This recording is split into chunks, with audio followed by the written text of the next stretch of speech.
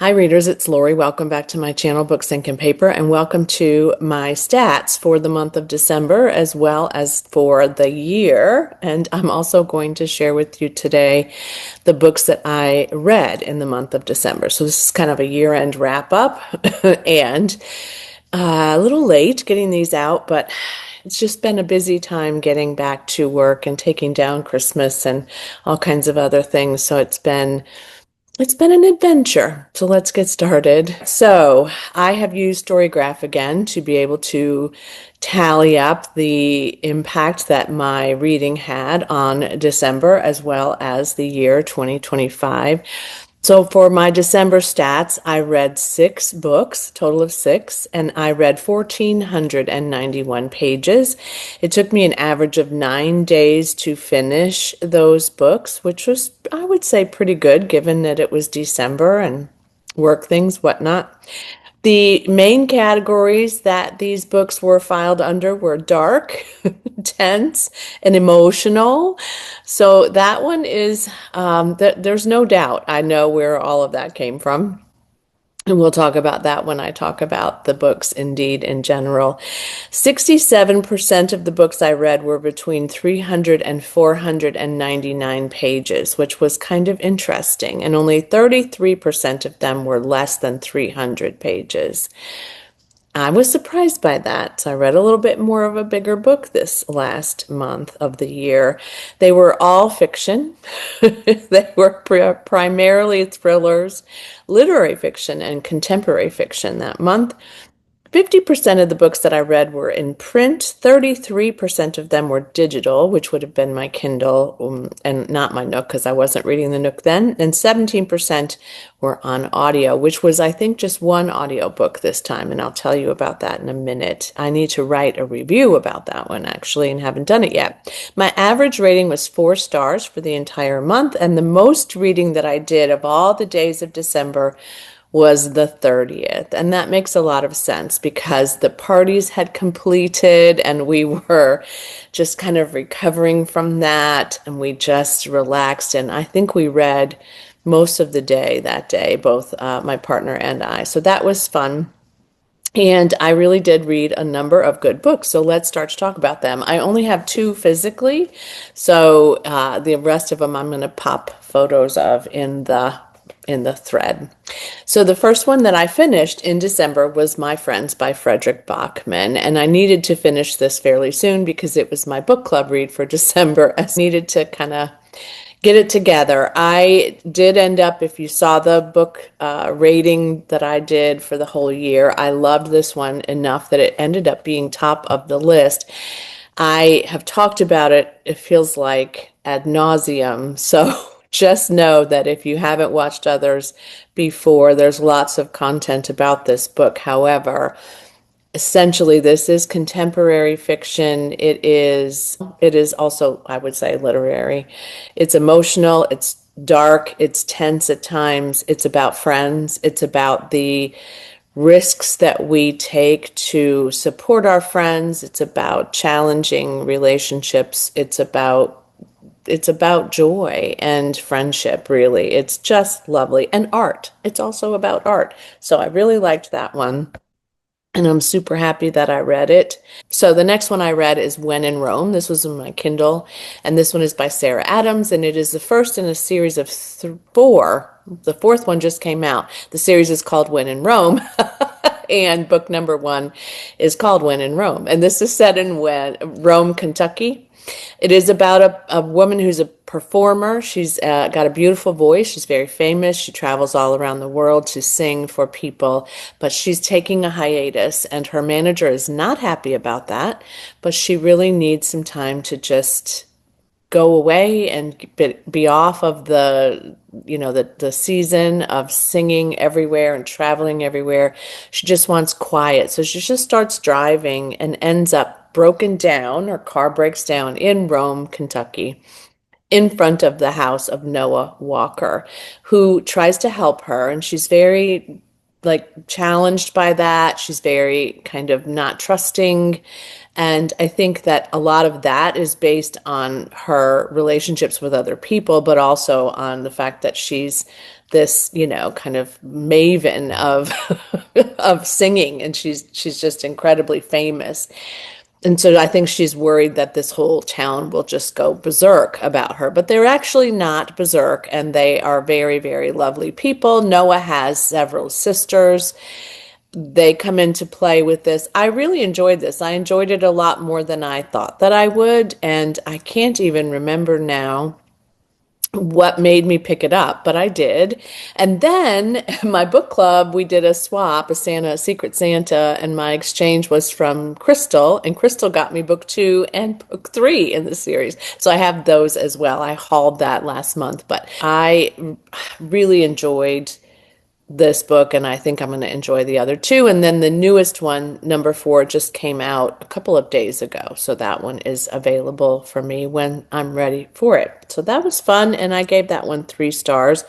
I think it was probably more like 3.5, but those are just, I mean, that's a good read for me. And romance is not, my jam, but it is what it is, right? I enjoy them. They're fun. They're just great palate cleansers after a heavy hitting book like My Friends. I read a short story by Lisa Unger named The Kill Clause. It was offered, I think, on Amazon. It was an Amazon free read, I think, with the Prime picks. And this one was pretty good. I gave this a 4 star. I was surprised by this one. So this is about a hired killer. She's been doing this for a while. She's good at it. She goes to this home to kill this person, and there's a child in the home. And so she's not going to do that. So she leaves the home, and she's going to regroup and go back again and go at a time when the child isn't there. But that's not necessarily going to happen. There is also an ex-husband that's involved in this short story. And it's for a short story, it was really well done. I enjoyed it. I felt like, I wanted a little bit more, but it really wrapped up well, and I really don't have any complaints about it at all. And it led me to do something else, which I'll tell you about in a minute. I read Best Offer Wins by Marisa Cascino, and this one I read pretty quickly as well. This one, I really enjoyed it. I gave it 4 stars. I think I would have given it more had it been a little bit less far-fetched toward the end, and the characters were all very unlikable for me. However, we talked about this in the book club discussion, and this was for my Book Talk, etc. podcast Patreon group. And Tina really enjoyed it a lot. It was a 5-star read for her. And a lot of people that were in the book club discussion felt the same way.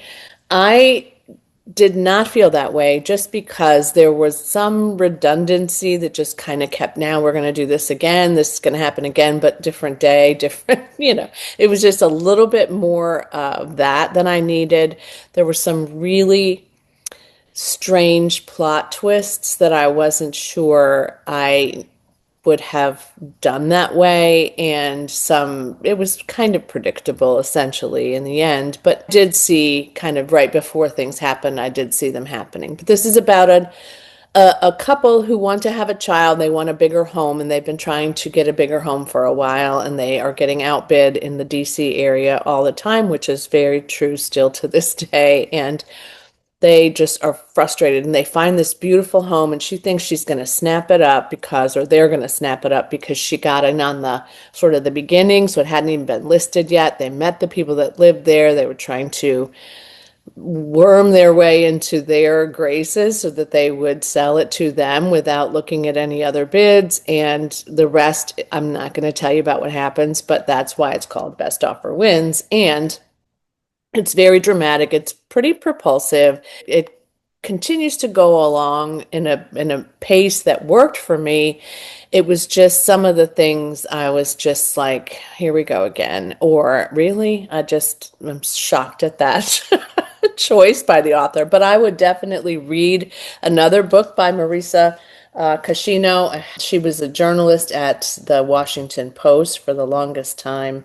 And this was her debut novel, and I would say she did a really good job at that. Sorry, I put that the wrong way. I think it was for a debut novel, it was really good. The next one I listened to on audio. I finished an audiobook pretty easily. This was an ARC from NetGalley. I think they asked me if I wanted it, and I agreed.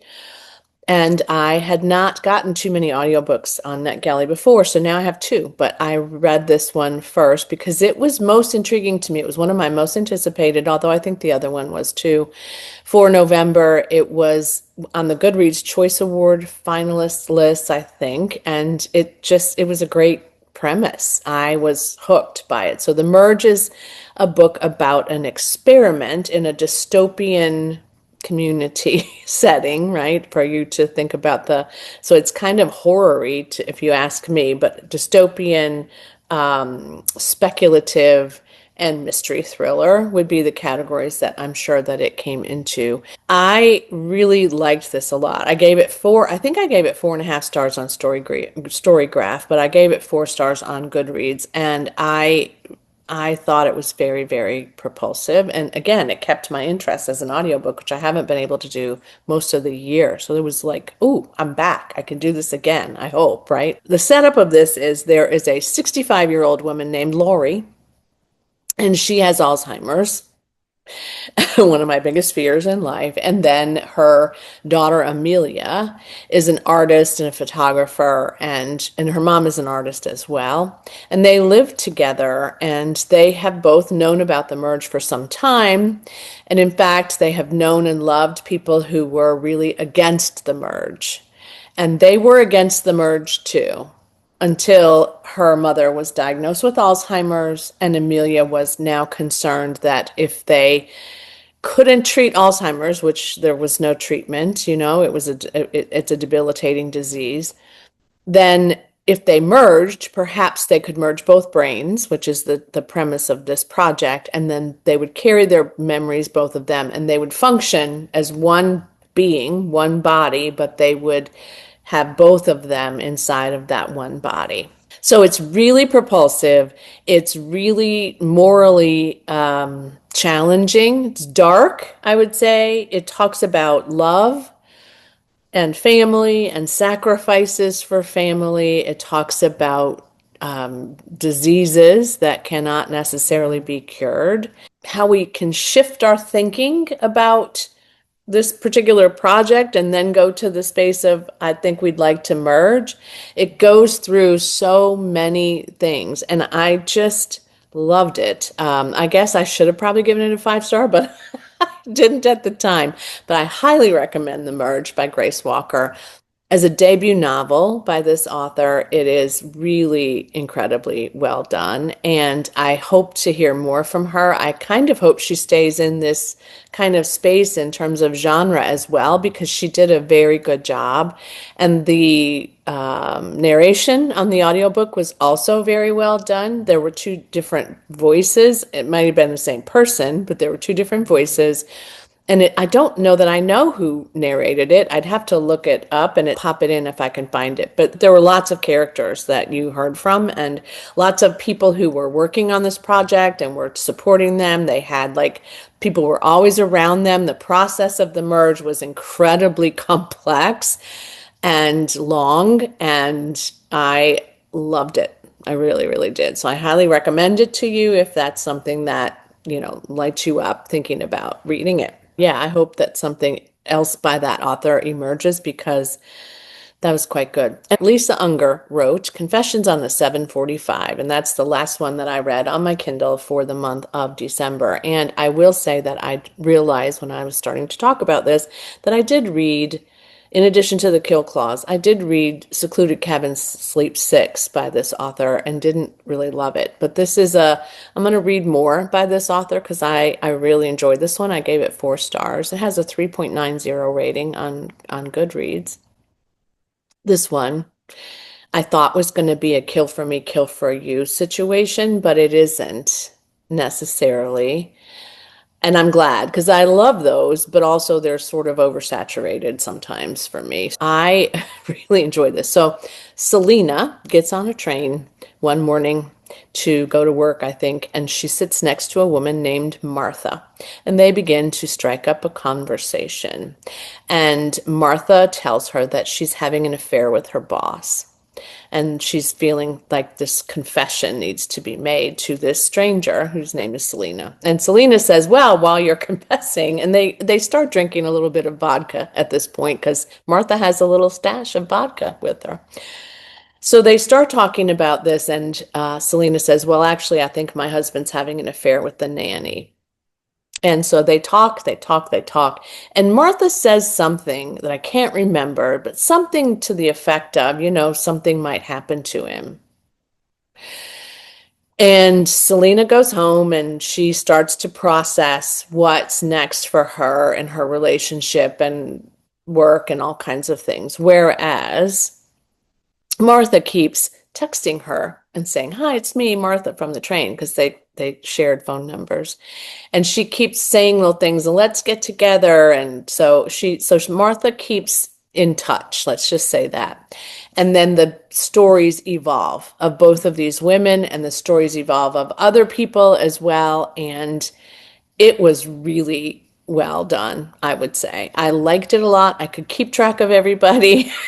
I wanted to read it all the time. It's probably the one I read the most on the 30th because it was, yes, very, very well done. And I was happy to see this because, like I said, Secluded Cabin Sleep 6 just didn't do it for me then. It may have been the time of the year. Who knows what it was that might have gotten in the way for that. But this one, I really do recommend highly. And I felt like the twists and turns that it took were not as weird as Best Offer Wins twists and turns. It was it was like, oh yeah, I could see that happening. I could see this. And it was complex, but good. That is my wrap up for the books that I read in December. So now let's do a full year stats wrap up. For the year of 2025, I read an actual 70 books. Now, Storygraph only counts them once, whereas, like I said, I had a problem with Goodreads this year because they kept adding a Kindle and a regular book, and I don't know why,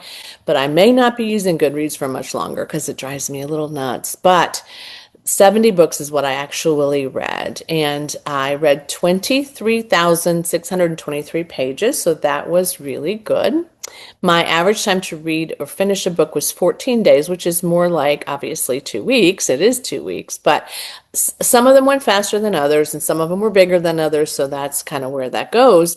Most of the books that I read fell under the mood category of mysterious, so that was about 33% of what I read was mysterious.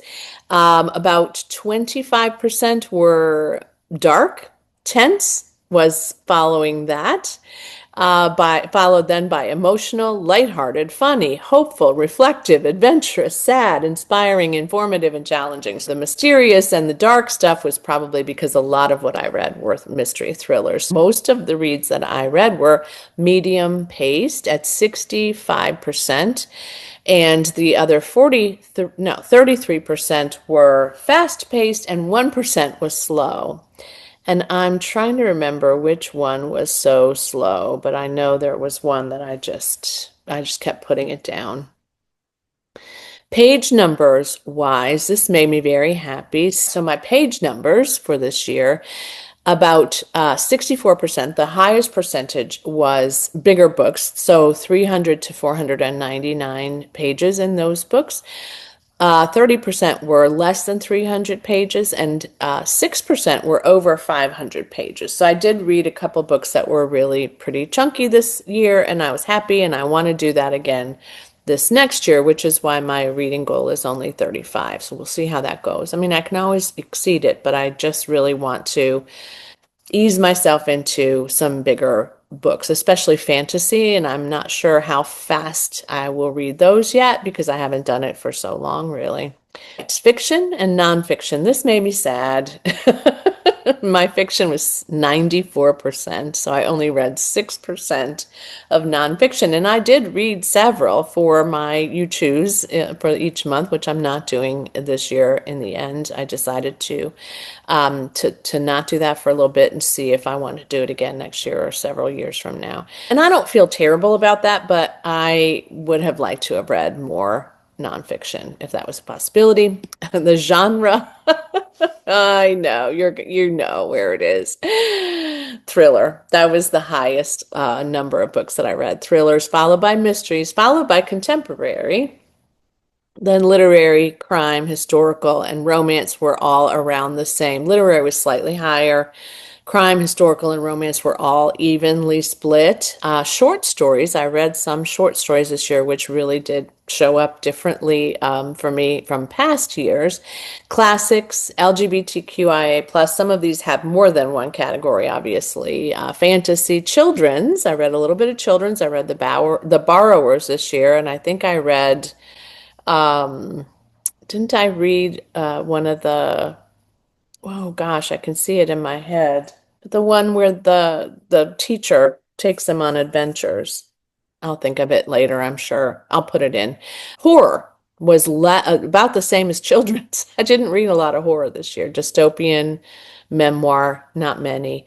Then we go down to business, science, science fiction, self-help, sports, true crime, magical fiction, speculative fiction, and middle grade. Those were all about even in terms of how many I read. I only read one middle grade, so that's probably true for true crime and self-help and all that stuff. 64% of the books that I read were in print. So that was 20,996 pages. I think that is how they calculate that, but I'm not sure.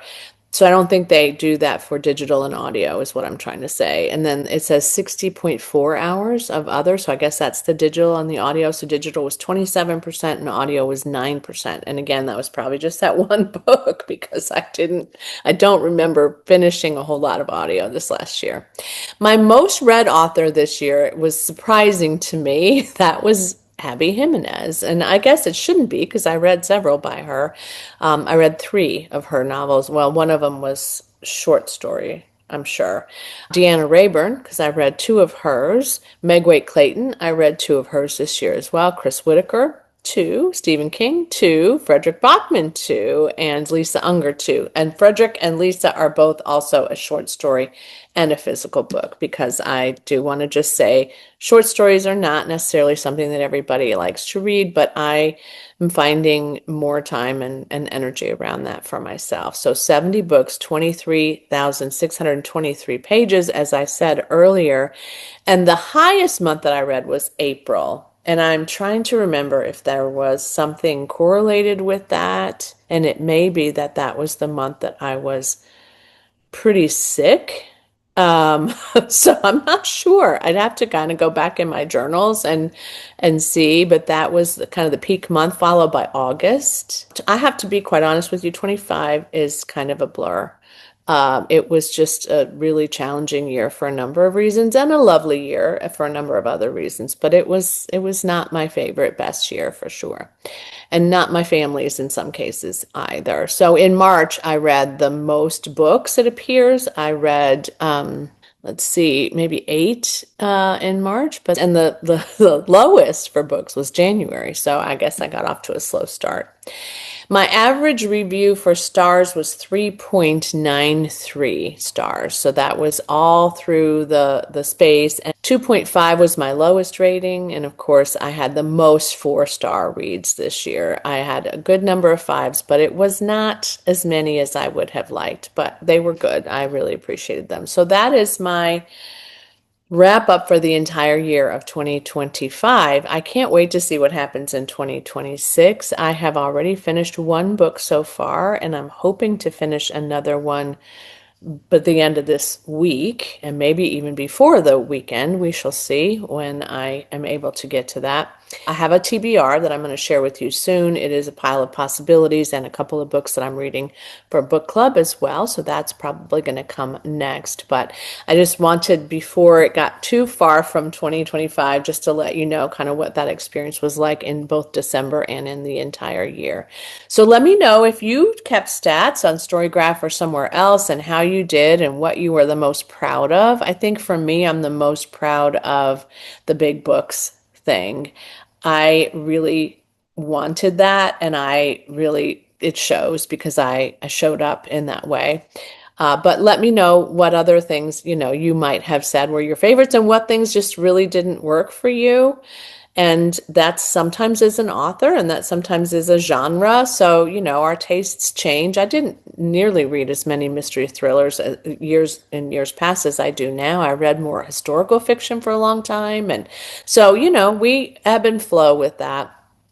But I really had a good reading year overall, and I'm really happy with my progress. So can't wait to hear. If you don't want to leave a comment in the space below, you can put an emoji in for fireworks for New Year's Day or champagne glasses or whatever you want to do to celebrate the end of that year and the beginning of the new, or whatever emoji, fits your fancy in the moment. So I appreciate you all so very much. Thanks and welcome to some new subscribers. I didn't say that earlier, but I appreciate all of you very, very much. And I have had fun listening to some of your YouTube videos as well as reading your comments. And I'm getting there little by little. I just keep going, and I'm going to go back and, do some things. But I thought I would have that 2 weeks off and I would just be able to just do everything I had on my list to do. And as usual, time can sometimes be a thief. So I did not get as much done as I wanted to, but I'm okay. I am who I am, right? I can only do so much. So thank you for your patience, for your views, for your comments, for your likes, your subscriptions, and as always, happy reading. Bye.